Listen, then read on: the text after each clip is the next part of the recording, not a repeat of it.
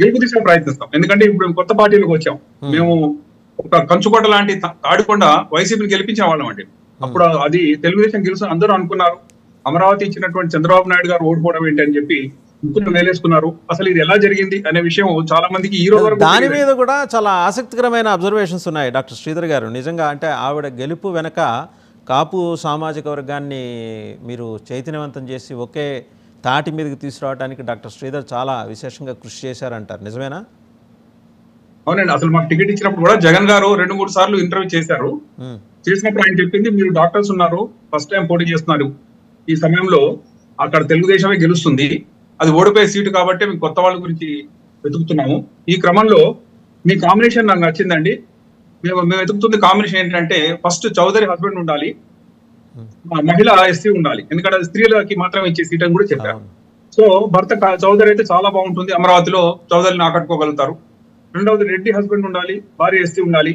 మూడవది కాపులైనా పర్లేదు, ఇక వెలమైన ఏదైనా వచ్చిన వాళ్ళు చూద్దామంటే ఆ వచ్చిన కాంబినేషన్ లో మా కాంబినేషన్ ఆయనకు నచ్చింది. నచ్చడం నాకు ఆయన చెప్పింది ఏంటంటే, అన్న మీకు ఒక 15,000 కాపు ఓట్లు ఉన్నాయి, మనం ఎప్పుడు ఓడిపోతుంది 7,000, 5,000, 8,000 ఓడిపోతున్నాం. అక్కడ మీరు ఆ 15,000 ఓట్లు 10,000 మందిని కనుక మీరు మన పార్టీకి వేయించగలిగితే మీరు గెలుస్తారు. అలా కృషి చేయకపోతే మీరు ఓడిపోతారు.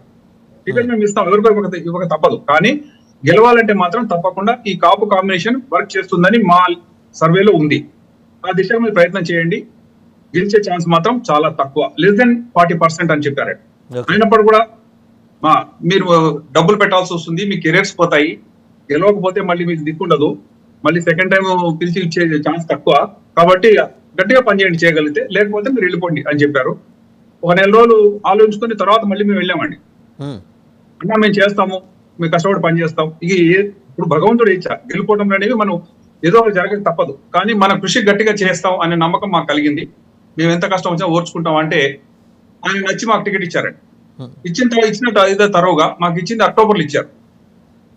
అక్టోబర్ 10వ తారీఖు అరేంజ్లు ఇచ్చారు. అప్పుడు మాకు 6 నెలల సమయం ఉంది.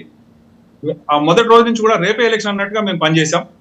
నేను జనరల్ గా మంచి స్పీచ్లు ఇస్తూ నార్మల్ వేదికల మీద కాకుండా అదనంగా కాపుల ఇళ్ళకి వెళ్ళటం, గ్రామాలకు వెళ్ళటం, అనేక గ్రామాల్లో కాపులు మెజారిటీ ఉన్నారండి.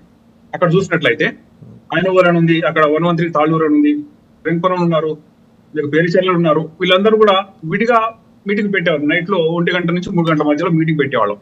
పెట్టి తద్వారా నా యొక్క బ్యాక్గ్రౌండ్ ఏంటి, నేను పెసర్లంక గ్రామస్తున్నండి, గుంటూరు జిల్లా, అది వేమూరు కాన్స్టిట్యున్సీ ఎస్సీలకు వచ్చింది. నేను కూడా పోటీ చేద్దామని అడిగినప్పుడు అది ఎస్సీ కాన్స్టిట్యున్సీ అయిపోయింది. దాని పక్కన ఉంది తెనాలి కాన్స్టిట్యున్సీ, టీడీపీలో అక్కడ ఆలపాటి రాజా గారు ఉన్నారు. ఏ విధంగా నాకు అక్కడ అవకాశం రాలేదు. సరే రాని పక్షంలో మేము భార్యకు వచ్చినా పర్లేదు, ఎవరికైనా ఈ కుటుంబానికి ఒకటే టికెట్ ఇస్తారు కదా ఉద్దేశంలో మేము ముందుకెళ్ళాం. మేము ఆ ప్రచారం చేస్తున్నప్పుడు కూడా చాలా టగ్ ఆఫ్ వార్ ఉందండి. అది ఒక రోజు వాళ్ళు గెలుస్తారని వస్తుంది, ఒకరోజు మేము గెలుస్తామని వస్తుంది. ఎలక్షన్ అయిపోయిన తర్వాత అనేక సర్వేలు వస్తాయి, ఎగ్జిట్ పోల్స్ వస్తాయి. ఎగ్జిట్ పోల్స్ 10 తీసుకుంటే 9లో మేము ఓడిపోయామని వచ్చిందండి. ఓడిపోయారు, 4,000 ఓడామని, 2,500 ఓడామని వచ్చింది.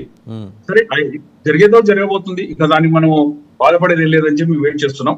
మా పార్టీకి చెందిన వాళ్ళు కూడా చెప్పారండి, అక్కడ ఉన్నటువంటి ఎంపీకి అభ్యర్థి కూడా మీరు ఓడిపోతున్నారు కానీ ఎంపీ గెలవబోతారని చెప్పారు మాకు. సరే అండి, మేము చేయగలం చేసాం, ఇంతకు మించి ఏం చేయలేము అనే ఉద్దేశం మేము ఉన్నాం. ఆ తర్వాత ఏది జరిగినా ఇక అది మా అదృష్టం కానీ మా కర్మ అని అనుకుంటామని చెప్పాం. ఊహించిన విధంగా ఆ కౌంటింగ్ లో కూడా 18 రౌండ్స్ ఉంటాయండి. 14 రౌండ్ల వరకు కూడా మేము ఒక 4,500 మైనస్ లో ఉన్నాం. అది చూసిన తర్వాత ఇంకా మిగతా 4 రౌండ్ లో మనం ఏం గెలుస్తాం అనుకుని మేము కూడా ఆశలు వదులుకున్న సందర్భం అది. ఎంతో కష్టపడిన 6 నెలలు 7 నెలల్లో మేము కెరియర్స్ కూడా వదిలేసుకుని అక్కడ ఉన్నాము. అది చూస్తుంటే చివరికి ఆ 4 రౌండ్స్ లో కూడా ఎక్కువ శాతం కాపులు ఉన్న విలేజెస్, ఒక రెడ్లు ఉన్న విలేజెస్ వచ్చినాయండి. వాటిల్లో ఒక్కొక్క రౌండ్ కి 2,000 పెరిగినాయి, లాస్ట్ రౌండ్ లో 3,000 పెరిగినాయి. అట్లా చూస్తే చివరి 4 రౌండ్లు మాకు 10,000 లీడ్ వచ్చింది. మాకున్న -6,000 పోయి మేము 4,500 గెలిచాం. అంటే గమనించు